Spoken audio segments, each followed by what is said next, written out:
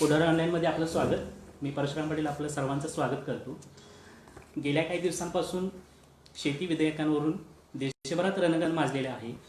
इतकंच नाही तर अनेक शेतकरी संघटना आपल्याकडे शेतकरी रस्त्यावरती उतरून मोदी सरकारच्या तीन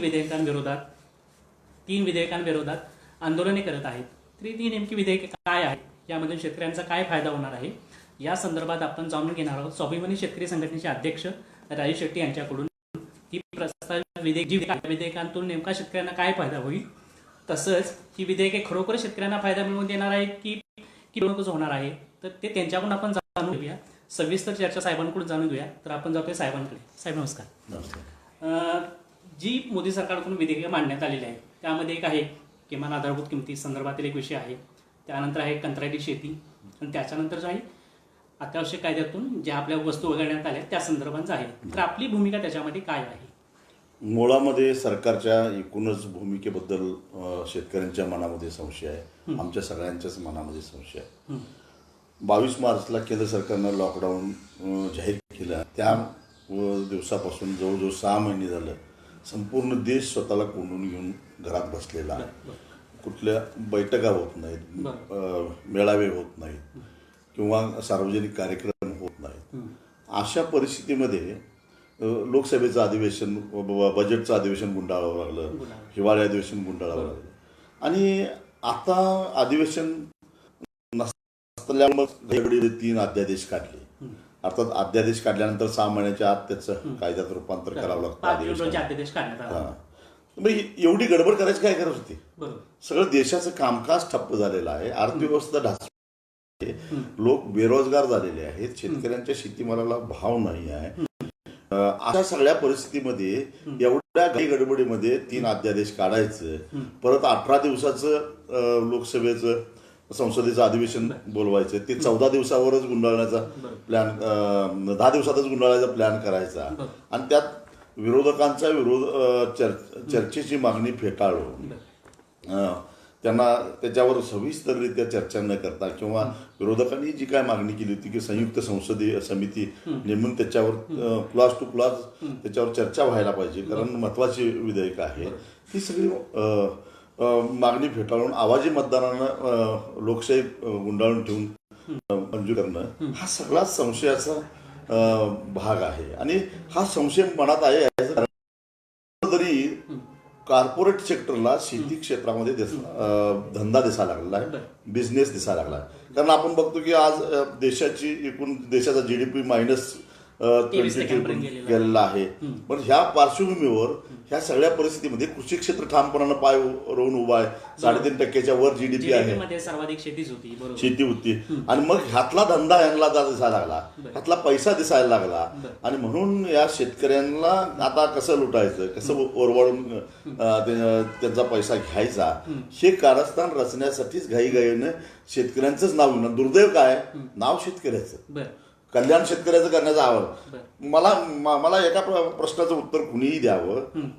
त्यांच्या म्हणण्याप्रमाणे 70 वर्ष शेतकरी पारतंत्र्यामध्ये खितपत पडलेला होता असं ते म्हणतात आणि आम्ही त्याला मुक्त केला.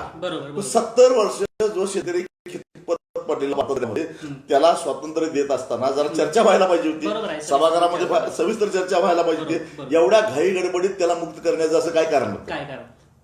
सर साहेब, आपल्याला जे वाटतं म्हणजे आपली संशयास्पद भूमिका जी आपल्याला मोदी सरकारची वाटते तर ती कोणत्या अनुषंगाने वाटते? एक कृषी उत्पन्न बाजार समिती संपुष्टात आणणे की किमान हमीभाव जो आहे तो संपुष्टात आणणे, कोणत्या अनुषंगाने आपल्याला भीती वाटते? या तिन्ही विधेयकांचा मुळापासून जाऊन अभ्यास केला पाहिजे, त्याच्या पाठीमागचा हेतू तपासून घेतला पाहिजे असं माझं स्पष्ट आहे. वर सांगितलं जातं का मुद्दा आपण पहिल्यांदा घेऊ की बाजार समितीच्या जोखंडातून शेतकऱ्याला आम्ही मुक्त करतो. महाराष्ट्राच्या बाबतीत बोलायचं झालं तर महाराष्ट्रामध्ये असं काही जोखंड नाही आहे. जरी कायद्यात असलं तरी आज शेतकरी आपल्या बांधावर सोयाबीन विकू शकतो, भुईमूग विकू शकतो, मूग विकू शकतो, भाजीपाला विकू शकतो, डाळिंब असून दे, द्राक्ष असून दे विकू शकतो, कुणी त्याला अडथळा आणत नाही. राहताना देश पातळीवर विचार केला तर तिथेही फारसं काही एवढं जास्त हे नाही आहे. मग बाजार समितीमध्ये शेतकऱ्यांचं शोषण होतं का? तर 100% होतं. आपल्याला विचारायचं होतं की एक स्वाभिमानी शेतकरी संघटना, आपण शेतकऱ्यांच्या प्रश्नांवरती लढत आहात, त्याच्यावरती आपल्याला खासदारकी मिळाली, अनेक प्रश्नावरती आपण रस्त्यावरती उतरत आहे. पण शेती उत्पन्न बाजार समितीमधील जे आडते आहेत त्यांना जे 2% कमिशन मिळतं, त्याच्यामुळे शेतकऱ्यांचं जे काही फसवणूक होते त्या संदर्भात आपली भूमिका काय होती किंवा त्या आडते बाजूला निघावे त्या संदर्भात आपण काय याच्या विरोधात पहिल्यापासूनच आमची भूमिका हीच आहे की नियमनमुक्त झालं पाहिजे. ही भूमिका पूर्वी होती, आताही आहे. पण नियमनमुक्त झालं पाहिजे याचा अर्थ बाजार समित्या सगळ्या संपल्या पाहिजेत अशातला म्हणजे मी म्हणूनच सांगितलं की बाजार समितीमध्ये शोषण होतं का, तर 100% होतं. शेतकऱ्यांचे लूट होते का, तर 100% होते. पण त्याच्यापेक्षा चांगली व्यवस्था आज तरी अस्तित्वात नाही. ही वस्तुस्थिती लक्षात घेतली पाहिजे. कारण बाजार समितीमध्ये जर का शेतीमाल विकला तर किमान शोषण होऊन काय होणार, जे काही मिळणारे पैसे आहेत ते मिळण्याची शाश्वती शेतकऱ्याला तयार होते. कारण तसे कायदे आहेत. बाजार समितीमध्ये जे काही नोंदणीकृत आडते आहेत किंवा दलाल आहेत त्यांना ते पैसे देणं बंधनकारक आहे, नाहीतर मग त्यांच्यावर कारवाई होऊ शकते, त्यांचे लायसन रद्द होऊ शकतात. पण बाजार समितीच्या बाहेर, आवाराच्या बाहेर आजकाल जे काही खरेदी विक्री होते, विशेषतः द्राक्ष उत्पादकांचे, बेदाणा उत्पादकांचे किंवा भाजीपाला उत्पादकांचे, टोमॅटो, डाळिंब, काय करतो, एखादा कोणीतरी शेट येतो, एक त्याच्याकडे एक व्हिजिटिंग कार्ड असतं, एक लेटर पॅड असतं आणि काहीतरी फर्मच्या नावानं तो गावात येतो आणि गावातल्या 10-20 लोकांचा माल खरेदी करतो, चांगला चढ्या भावानं खरेदी करतो, त्यांना पैसेही वेळेवर देतो, लोकांचा विश्वास बसायला लागतो. 10-20 लोकांनी पैसे मिळाले म्हटल्यानंतर परत 50-100 लोकांनी त्याला माल दिलेला असतो, त्यांचेही पैसे वेळेवर मिळायला लागतात, दर चांगला मिळायला लागतो. असं करता करता जवळजवळ 10-15 कोटीचे उलाढाल त्या परिसरामध्ये होते. आणि मग अचानक एक दिवस हा माणूस पळून जातो. पोलीस स्टेशनला गेलं तर पोलीस म्हणतात हे आता परराज्यातला आहे, आम्ही काही करू शकत नाही. त्याच्यानंतर तो कलकत्त्याचा असेल तर तिथं त्याचा पत्ता बोगस असतो, बेंगलोरचा पत्ता बोगस असतो, शोधायला गेलं तर माणूस सापडत नाही आणि मग करोडो रुपये शेतकऱ्यांचे बुडतात. स्वाभिमानी शेतकरी संघटनेला कितीतरी वेळा अशा प्रकारच्या या बुडवून जाणाऱ्या या दलालांच्या विरोधात आंदोलन करावं लागलं. ह्याला जबाबदार कोण? नियमनमुक्त करा, पण नियमनमुक्त केल्यानंतर बाहेर बाजार समितीच्या आवार स्पर्धा लागलीच पाहिजे, चांगली गोष्ट आहे. बाजार समितीच्या आवाराच्या बाहेर जी काही खरेदी विक्री होते ते खरेदी विक्री करणारे जे कुणी दलाल असतील, व्यापारी असतील, की त्यांना परवाना देत असताना त्यांची ऐपत आहे का, करोडो रुपयाची उलाढाल करण्याची ऐपत आहे का, हे तपासणार कोण? आता ज्या प्रचलित कायद्यामध्ये काय केलं की उपनिबंधकाकडे तक्रार करताय. आता कुठेतरी परराज्यातल्या व्यापाऱ्याच्या विरोधात उपनिबंधकाकडे तक्रार केली तर उपनिबंधक काय करणार आहे आणि त्याचा शोध कसा घेणार आहे? तेव्हा समजा मी व्यापारी आहे आणि मला कोल्हापुरात येऊन खरेदी करायचं आहे, तर मला परवाना देत असताना की माझ्याकडून जेवढा मी खरेदी करणार आहे की तेवढी बँक गॅरंटी पहिल्यांदा घेतली पाहिजे. म्हणजे जर का मी शेतकऱ्याला फसवलं तर माझी बँक गॅरंटी जप्त करता येईल, शेतकऱ्यांचे पैसे कर. ही तरतूद अशा प्रकारची ह्या प्रचलित कायद्यामध्ये. हे कशासाठी केलं? नव्या कॉर्पोरेट कंपन्या खरेदीला उतरणार आहेत, त्याच्यानंतर काही मोठे व्यापारी खरेदीमध्ये उतरणार आहेत. आता स्टॉक लिमिट संपवलं. स्टॉक लिमिट संपल्यानंतर वाटेल तेवढं, ज्याच्याकडे पैसा आहे त्याला वाटेल तेवढी खरेदी करता येईल. आणि मग शेतकऱ्यांचं आपल्याला माहित आहे, म्हणजे सुगी असली की एक तर त्याला शेतीमाल साठवून ठेवता येत नाही आणि साठवून ठेवता येत नाही म्हणून मग तो लगेच मार्केटमध्ये नेऊन विकतो. आता एकाच वेळी सुगी सगळे एकाच वेळी असते. एकाच वेळी सगळे शेतकरी जर का बाजारात आले तर गर्दी होणार, गरजेपेक्षा जास्त म्हणजे मागणीपेक्षा जास्त पुरवठा होणार. बाजारपेठ भावनेवर चालत नाही, ती मागणी पुरवठ्यावर चालते. आणि मग जास्त पुरवठा झाला आणि मग अशा वेळी या सगळ्या व्यापाऱ्यांनी जर साखळी केली आणि त्याचे दर पाडले आणि आपल्याकडे असणाऱ्या भांडवलाच्या बळावर सगळाचा सगळा माल खरेदी केला आणि शेतकऱ्यांनी आपला माल विकल्यानंतर मग त्यांनी जर भाव वाढवले तर ह्याला जबाबदार कोण? ह्यामध्ये ग्राहकांची पिळवणूक होऊ शकते. हो, यात ग्राहकांचीही पिळवणूक आहे आणि शेतकऱ्यांचीही पिळवणूक आहे. म्हणजे शेतकरी विकतो त्यावेळी माल स्वस्त असणार आणि शेतकऱ्याला विकतही घ्यावं लागतं, कारण त्याला स्वतःला खायचं आहे, नुसतं काही राहू शकत नाही. त्याला तो विकत घ्यायला त्याला महागात विकत घ्यावं लागणार. म्हणजेच आमचीच जमीन, आमचीच पिकं आणि आम्हीच रांगेत उभा राहून महाग घ्यायचं. आणि याचं सगळ्यात उत्तम उदाहरण म्हणजे अगदी काही दिवसापूर्वी, काही आठवड्यापूर्वी रिलायन्सनं बिग बाजार 25,000 कोटीला घेतलं. कशासाठी घेतलं? ते काय गंमत म्हणून घेतलेलं नाही, ती उद्याची नांदी आहे, उद्याची नांदी आहे. म्हणजे अशा पद्धतीनं या कॉर्पोरेट कंपन्यांनी शेतीमाल खरेदी स्वतःच खरेदी करायचा आणि विकत आम्ही त्यांच्याकडे घ्यायचं. म्हणजे जमीन आमची, शेत आमचं, मेहनत आमची, पिकं आमची, आणि विकत आम्ही त्यांच्याकडून घ्यायचं. कशासाठी हे? आणि मग हे करत असताना आज मी तुम्हाला सांगतो की देशामध्ये एकूण उत्पादित होणाऱ्या अन्नधान्यापैकी 30% अन्नधान्य स्वतः केंद्र सरकार खरेदी करत असतं. कशासाठी? सार्वजनिक वितरण व्यवस्थेतून जे काही रेशनवर आपण धान्य देतो त्यासाठी. 30% हा आकडा काय छोटा नाही आहे. आणि हे 30% कोण खरेदी करतं? भारतीय खाद्य निगम, नाफेड किंवा अशा काही CCI सारख्या ज्या केंद्र सरकारच्या सरकारी कंपन्या आहेत त्या खरेदी करत असतात. आणि त्या खरेदी करत असताना कायदा असा नाही आहे, लक्षात घ्या.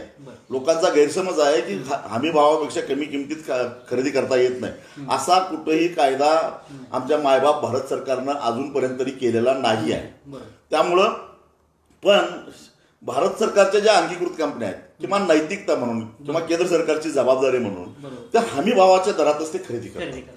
आणि म्हणून एकूण मालापैकी 30% माल जर का हमी भावाच्या दरात खरेदी केला तर मार्केट जनरली त्या लेवलला सेट होतं ना, हमी भावाच्या लेवलला सेट होतं. आणि त्यामुळे इतर केंद्र सरकारला न विकणाऱ्यांना सुद्धा हमी भावाच्या आसपास दर मिळतो. ही आजपर्यंतची अशी पद्धत चालत आली आहे. पंजाब, हरियाणा, उत्तर प्रदेश, तेलंगणा, आंध्र आणि कर्नाटकमध्ये मोठ्या प्रमाणामध्ये शेतकरी आंदोलन का करतो? तर आणि महाराष्ट्रामध्ये त्या तुलना नाही आहे. याचं कारण आहे तुम्हाला ज्या तरतुदी आहेत त्याचे बरेचसे कायदे महाराष्ट्रात झालेले आहेत. झालेले आहेत. आणि दुसरी गोष्ट, महाराष्ट्रामध्ये फार कमी भाग आपण सरकारला विकतो, आपण थेट बाजारामध्ये विकतो. आणि ह्या राज्यामध्ये मात्र सरकार खरेदी करतं. म्हणजे एक मोठा ग्राहक आहे सरकार ह्या शेतकऱ्यांचा. तो ग्राहक हळूहळू कमी हे काय सरकार काय करणार आहे, यातून अंग काढणार आहे. आणि म्हणून पहिल्यांदा त्यांनी काय केलं, स्टॉक लिमिट संपवलं. आता एअर इंडिया विकलं. काय विकले? कारण तोट्यात चाललंय. भारतीय खाद्य निगम तोट्यात आहे, नाफेड तोट्यात आहे, या सगळ्या सरकारी कंपन्या तोट्यात आहे. म्हणजे उद्या मला चित्र दिसतंय, उद्या मला चित्र असं दिसतंय की हळूहळू दिल्ली कृषी भवन मध्ये बसलेले विद्वान लोक, सरकारी अधिकारी सरकारला सांगणार की ह्या तोटाचा धंदा किती दिवस करायचा, त्यापेक्षा आपल्याला लागणारं जे काय अन्नधान्य आहे ते ग्लोबल टेंडर काढून आपण खरेदी करावं. आणि मग ग्लोबल टेंडर काढायला मग टेंडर भरायला जाणार कोण? अडाणी, अंबानी, हे सगळे जाणार. आणि मग ह्यांना काही हमी भावाच्या दरातच खरेदी करण्याचं बंधन नाही आहे. ते म्हणजे कमी दरामध्ये ते साखळी करून दर पाडणार, दर पाडून स्वतः खरेदी करणार. म्हणजे जी वस्तू भारतीय खाद्य निगम 100 रुपयाला खरेदी करायची, कारण 100 रुपये जर समजा हमी भाव असेल तर 100 रुपयाला खरेदी करत असेल तर हे म्हणाला मी तुम्हाला 80 रुपयाला पुरवतो. आणि अधिकारी काय सांगणार, बघा सरकारचे आम्ही 20 रुपये वाचवले, पण खरेदी करणार 55 रुपयाला. म्हणजे दर पाडायचं, साखळी करायची, दर पाडायचं, 55 रुपयाला खरेदी करायचं, सरकारला 80 रुपयाला विकायचं, सरकारला म्हणत तुमचे 20 रुपये वाचवले, पण इथं शेतकरी 45 रुपये तोट्यामध्ये गेलेला आहे. आणि हेच उद्या होणार आहे. आणि म्हणून आमचा त्याला विरोध आहे. आता असं झालं की ज्या काही संघटना आहे, शेतकरी संघटना, त्यामध्ये विविध संघटनांची भूमिका वेगवेगळी आहे. थोडक्यात कृषी मूल्य आयोगाचे माजी अध्यक्ष पाशा पटेल यांनी स्वतंत्र भूमिका मांडलेली आहे. कधी काळी आपली त्यांची काही संघटना नाही आहे, ते एका पक्षाचे आहेत. बरोबर. तर कधी काळी आपले मी तुम्हाला सांगतो की देशामध्ये 260 हा आकडा काय थोडा नाही, थोडा 260 शेतकऱ्यांच्या संघटनांनी एकत्रित येऊन मीच त्याच्यामध्ये पुढाकार घेतलेला होता की अखिल भारतीय किसान संघर्ष समन्वय समितीची स्थापना केली आहे. गेली 2.5-3 महिने झालं सातत्यानं आम्ही या कायद्याच्या तरतुदीतल्या ज्या विसंगती आहेत किंवा नुकसान आहे हे आम्ही सांगण्याचा प्रयत्न करतोय, रस्त्यावर उतरतोय. 14 सप्टेंबरला लोकसभेच्या अधिवेशनाच्या पहिल्याच दिवशी पार्लमेंटमध्ये सीटवर आम्ही आंदोलनं केली. म्हणजे 260 संघटनांच्या विरोधात आहेत, लक्षात घ्या. काही लोक त्याचं समर्थन करत असतील, याचा अर्थ 260 हा आकडा काही छोटा नाही आहे. आणि आम्ही विरोध, आणि शेतकरी रस्त्यावर उतरला नाही, शेतकरी आज रस्त्यावर उतरला. हे जर का शेतकऱ्यांच्या स्वातंत्र्यासाठी याने असा निर्णय घेतलेला होता, शेतकऱ्यांचा याच्यामध्ये उद्धार होणारा होता, तर ह्याचं स्वागत करायला शेतकरी मोठ्या संख्येनं पुढं काय येत नाही. एक त्यामध्ये मुद्दा झालेला आहे की शेतकऱ्यांना असं वाटतं की किमान हमीभाव आपला संपुष्टात येईल. हो, येणारच आहे. ह्या सगळ्या प्रक्रिया येणारच आहे. आणि जे आपलं पहिलं विधेयक मांडण्यात आलेलं आहे त्याच्यामध्ये कुठेही किमान हमीभावाची त्यांना ही देण्यात आलेली नाहीच नाही, शाश्वती देण्यात दिलेलं आलेली आहे. ते म्हणतायत की बाबा ठीक आहे शेतकरी बाहेर जाऊन ते माल फक्त विकेल. म्हणतायत. ते आता म्हणतायत. मोदी मात्र आता वारंवार अनेक जण म्हणतात की पंतप्रधानांनी सांगितलंय की हमीभाव राहणार, बरं. सरकारी खरेदी राहणार.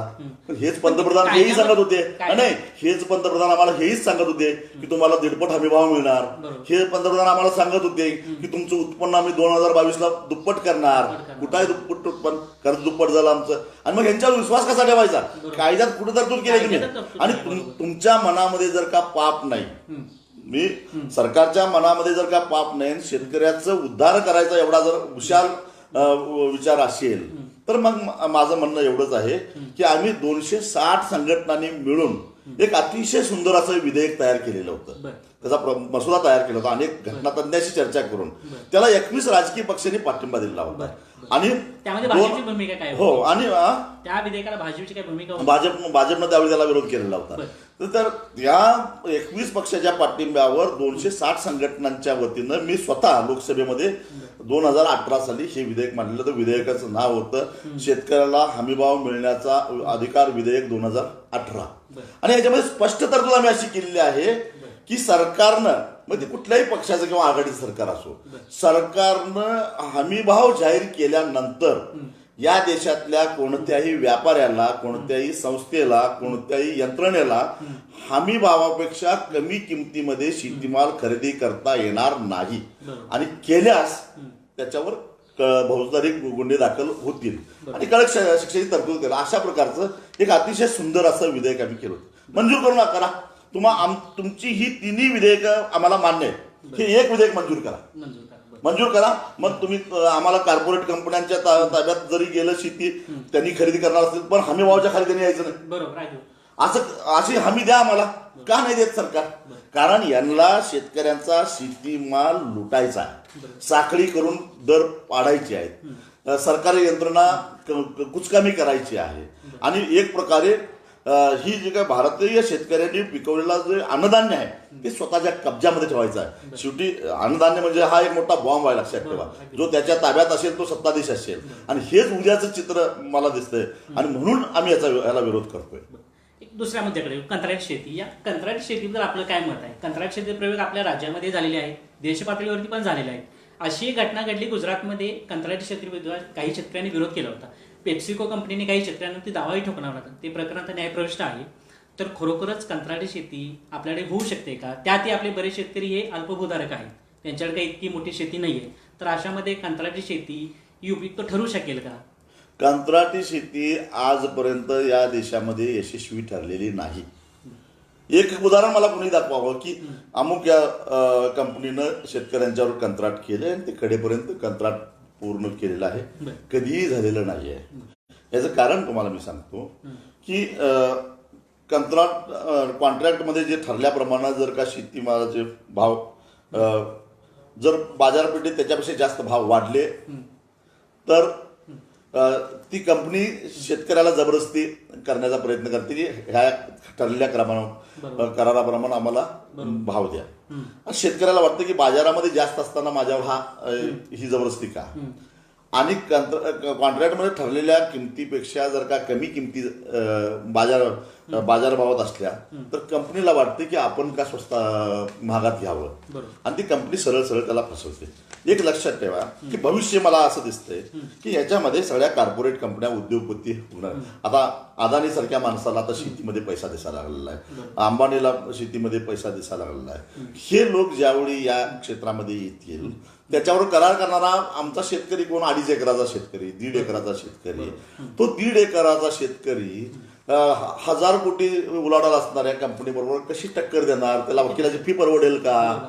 त्याच्या बाजूने कोण उभा राहणार? आणि हेच होणार आहे. म्हणून हे कॉन्ट्रॅक्ट फार्मिंग हे शेतकऱ्याच्या फायद्याचं नाही. एका बाजूला आम्ही खुल्या व्यवस्थेचं समर्थन करायचं आणि दुसऱ्या बाजूला कॉन्ट्रॅक्टमध्ये शेतकऱ्याला गुंतवून ठेवायचं, हा काय प्रकार आहे? आणि म्हणून हे होणार नाही. आणि ते केवळ काही कॉर्पोरेट कंपन्यांना शेतकऱ्यांचे अशा पद्धतीने वेगवेगळ्या कॉन्ट्रॅक्टमध्ये त्याच्या अज्ञानाचा गैरफायदा गुंतवून ठेवायच्या, त्याच्या जमिनी हडप करता येतील का ते बघायचं. एक साधं उदाहरण तुम्हाला घेतो. सध्याच्या प्रचलित कायद्यानुसार सरकारनं जर का एखाद्या कंपनीसाठी जमीन अधिग्रहित केली आणि त्या कंपनीनं ज्या कारणासाठी ती जमीन अधिग्रहित केली आहे त्या कारणासाठी जर त्या जमिनीचा वापर केला नाही 5 वर्षाच्या आत, तर ती जमीन मूळ मालकाला परत द्यावी अशा प्रकारचे कायद्यात तरतूद आहे. पण तरी सुद्धा नुकतंच सुप्रीम कोर्ट, आता न्यायव्यवस्थेबद्दल सुद्धा चांगलं बोलण्याचं धाडस मला होत नाही. सुप्रीम कोर्टामध्ये नुकताच निकाल लागला की असं बंधन नाही आहे आता. म्हणजे तुम्ही काहीतरी कारण सांगून, रोजगार द्यायचं कारण सांगून आज तुम्ही शेतकऱ्यांच्या जमिनीच्या आडानं अधिग्रहित करून हे आता सध्या चालू आहे. उद्या अशा प्रकारच्या कराराच्या जंजाळामध्ये अडकून आम्हाला भूमिपुत्राला त्याच्या शेतीतून बेदखल करणार नाही याची गॅरंटी काय? कारण आजचे सगळेच राज्यकर्ते हे कॉर्पोरेट कंपन्यांचे दलाल असल्यासारखं वागायला लागलेले आहेत. हे दुर्दैवी चित्र आज आम्हाला बघायला मिळालं आणि म्हणून आमचा याला विरोध आहे. तर तिसऱ्या विधेयकाकडे येऊ, जे अत्यावश्यक वस्तू विधेयक आहे. त्याच्यामध्ये दुरुस्ती करण्यात आणि त्यातून धान्य, डाळी, तेलबिया, कांदा, बटाटा आदी गोष्टींना अत्यावश्यक वस्तूंची यादीतून वगळण्यात आलेलं आहे. असं असतानाही कांदा निर्यात बंदी झाली, तर आताही वगळण्यात आलेलं आहे. कारण काय? ही आमची जुनी मागणी आहे. सगळा शेतीमाल अत्यावश्यक वस्तूमधून वगळा ही आमची जुनी मागणी आहे. आणि हे लोक बेरकीपणानं शरद जोशींचा दाखला देऊन म्हणजे जणू काय आम्ही शरद जोशींचं स्वप्न साकार करतोय असं म्हणतायत. पण सध्या सरकारनं आपल्या कृतीनं सिद्ध करून दाखवलं. 1.5 महिन्यापूर्वी अध्यादेश काढून कांद्याला अत्यावश्यक वस्तूतून वगळलं आणि असं त्यात एक मेघ मारून ठेवली. असाधारण परिस्थितीमध्ये सरकारला हस्तक्षेप करतात. आता काय युद्धजन्य परिस्थिती आहे? आता काय आहे? मग का कांद्यावर निर्यात बंदी लावली? मग विश्वास ठेवायचा कसा? म्हणजे कॉर्पोरेट कंपन्यांना पाहिजे त्यांना स्वस्तात विकत घ्यायचा असेल तर आम्ही जीवनावश्यक वस्तूच्या मध्ये असणार नाही. आणि त्यांना पाहिजे असेल तर आम्ही जीवनावश्यक वस्तूमध्ये जाणार. त्यांना बाहेरच्या राष्ट्रामध्ये एखादं मोठं गिराईक मिळालं आमच्या शेतीमालासाठी, त्यांनी दर पाडायचा, आमचा माल खरेदी करायचा आणि त्यांनी निर्यात करायचा. आणि बाहेरच्या देशातून त्यांना जर स्वस्तात आणायचं असेल तर यांनी आयात बंदी करायची, निर्यात बंदी करायची, इथले दर पाडायचे. हे जे करतात म्हणजे कुणासाठी तुम्ही कायदे करताय? कुणासाठी कायद्याची अंमलबजावणी करताय? शेतकऱ्यांचं नाव हे फक्त शेतकऱ्यांचं प्रेम हे पुतना मावशीचं प्रेम आहे. यांना शेतकऱ्याला गुलाम करायचं आहे आणि म्हणून आमचा याला विरोध आहे. आता ह्यात असं झालं की जीवनावश्यक वस्तूंची साठे करण्यासाठी कुठलेही निर्बंध राहणार नाहीत. बरोबर. जर असं जर झालं तर बाजारामध्ये काळा बाजार होणार नाही. कशावरून होणारच आहे? मी सुरुवातीलाच तुम्हाला मी सांगितलं की सुगीच्या काळात शेतकरी विकतो त्यावेळी त्यांच्याकडे असलेल्या भांडवलाचा वापर करून सगळाच्या सगळा शेतीमाल हे खरेदी करणार दर पाडून. आणि शेतकऱ्यांनी विकून झाल्यानंतर दर वाढवणार, ग्राहकांनी झक मारत घ्यायचं. म्हणजेच मी साधं उदाहरण तुम्हाला सांगतो की रिलायन्सनं आमचा गहू खरेदी करायचा आणि सगळा गहू खरेदी केल्यानंतर आम्ही हातात पिशवी घ्यायची आणि रिलायन्सच्या रिटेल शॉपमध्ये रांगेत उभा राहून त्याचं पीठ खरेदी करायचं आणि ते सांगतील त्या दरामध्ये. त्यात दर आम्ही नाही सांगायचं, त्यांनी सांगायचं. हेच होणार आहे. तांदळाचं हेच होणार आहे, गव्हाचं हेच होणार आहे, डाळीचं हेच होणार आहे, प्रत्येक पिकाचं हे होणार आहे. आता ह्या विधेयकासंदर्भात आता ती मंजूर तरी झालेली आहे, लोकसभेमध्ये झाले तर राज्यसभेमध्ये पण झाले. काँग्रेसकडून विरोध झाला काढून काही खासदार 8 खासदार निलंबित झाले, त्यामध्ये राजीव सातव यांचाही समावेश होता. तर आगामी भूमिका आपली काय राहणार आहेत का? रस्त्यावर या संदर्भात उतरणार आहात का? आता उद्याच भारत बंदचे हाक आम्ही दिलेले आहे आणि देशभरातल्या शेतकऱ्यांचा काय म्हणणं आहे हे लोकशाहीच्या मार्गाने आम्ही दाखवू. आणि या उपर म्हणजे देशभरातल्या शेतकऱ्यांचा विरोध असताना सुद्धा जर हे कायदे तुम्ही आमच्यावर लादायचा प्रयत्न करणार असाल तर एक लक्षात ठेवा, पाशवी बहुमताच्या जोरावर तुम्ही कायदे कराल. पाशवी बहुमताच्या जोरावर तुमचं सरकार आहे, तुम्ही सरकारमध्ये आहात म्हणून त्याची अंमलबजावणी करण्याचा प्रयत्न कराल. पण याद राखा, आमच्या हातात ज्यावेळी दगड येतील त्यावेळी तुमच्या काचा चिकणार नाहीत. आणि हे आम्ही करून दाखवू. कारण आम्ही लोकसंख्येमध्ये 60% आहोत हे विसरू नका. आम्ही 60% आहोत शेतकरी, तुम्ही 40% आहात. आणि 40% तुम्ही सगळे एकाच विचाराचे नाही. त्यात कॉर्पोरेट कंपन्या किती विचाराच्या आहेत, किती राजकारणी त्यांच्या बाजूला राहणार आहेत हे आम्हाला बघायचं आहे. आणि शेतकऱ्यांच्या बाजूला किती लोक राहणार आहेत हे आम्हाला बघायचं आहे. शेती म्हणा किंवा शेतकऱ्यांसाठी सुगीचा दिवस आणण्यासाठी स्वामीनाथन आयोगाचा ज्या काही शिफारशी आहेत हो त्याची आपण अंमलबजावणी करू असं मोदींनी 2014 मध्ये आश्वासन दिलेलं होतं C2 प्रमाणे आयोगाने. बरोबर. तर त्यामधील कोणत्या तरतुदी या परिस्थितीमध्ये आणल्या तर शेतकऱ्यांना फायदा होईल असं आपल्याला वाटते? नाही, एकच आहे की स्वामीनाथन यांच्याबद्दल सगळा देश आदरानं बोलतो. तर या माणसानं देशामध्ये हरित क्रांती आणली. या माणसानं देशाला अन्नधान्याच्या बाबतीत स्वयंपूर्ण केलं.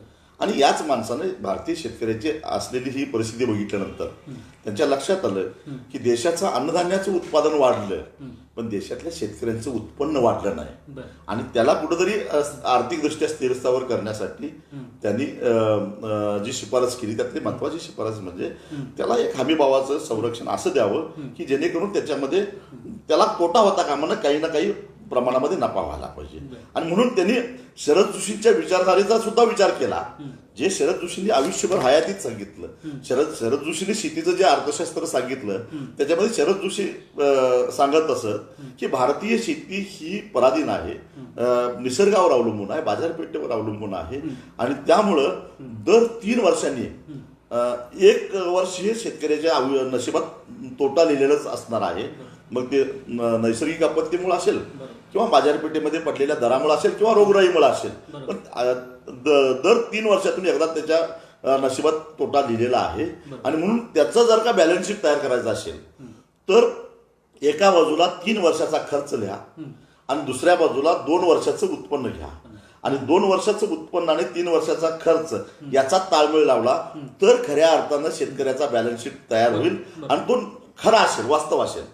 म्हणजे 3 वर्षातून आणि 3 वर्षाच्या 3ही वर्षी जर का नफा झाला तर बोनस समजावा. जसा उद्योग क्षेत्रामध्ये चांगले दिवस आल्यानंतर बोनस अशी अर्थशास्त्रीय मांडणी शरद जोशींनी केली होती. आणि नेमका त्याचाच आधार घेऊन स्वामीनाथन काय सांगितलं, स्वामीनाथन सांगितले उत्पादन खर्चाच्या 1.5 त्याला हमीभाव द्या. म्हणजे 100 रुपये उत्पादन खर्च धरला तर 3 वर्षात झाले 300 रुपये. आणि 300 रुपये जर त्याला परत किमान 300 रुपये जर त्याला परत द्यायचे आहेत मग त्याला 2 वर्षाचं उत्पन्न गृहीत धरायचं आहे. मग त्याला 150 रुपयाला माल विकला पाहिजे. म्हणजे 100 रुपयाचा माल त्याला 150 रुपयाला विकला पाहिजे. म्हणजे त्याला 1.5 हमीभाव दिला पाहिजे तरच त्याची शेती शाश्वत होईल. हे स्वामीनाथन यांचं सूत्र आहे आणि ते अतिशय विचारपूर्वक त्यांनी दिलेलं आहे. आणि त्याची अंमलबजावणी करतो असं सांगणाऱ्या मोदींनी आता त्याचं नाव सुद्धा घेत नाही, त्याची आठवण सुद्धा होत नाही. हे का? आता तुम्ही सर्व मुद्द्यांनी सर्व चर्चा केली. आता कळीचा मुद्दा यामध्ये एकच राहणार आहे की किमान हमीभाव, त्यानंतर कृषी उत्पन्न बाजार समिती आणि त्यामध्ये होणारी शेतकऱ्यांची पिळवणूक. तर अशी एक मागणी आली होती 2009 मध्ये. मला वाटतं आपल्या राज्य सरकारमध्ये अजित पवारांनी इलेक्ट्रॉनिक ट्रेडिंगसाठी निधीची तरतूद केलेली, पण गेल्या 10 वर्षांमध्ये याची काही अंमलबजावणी झालेली नाही.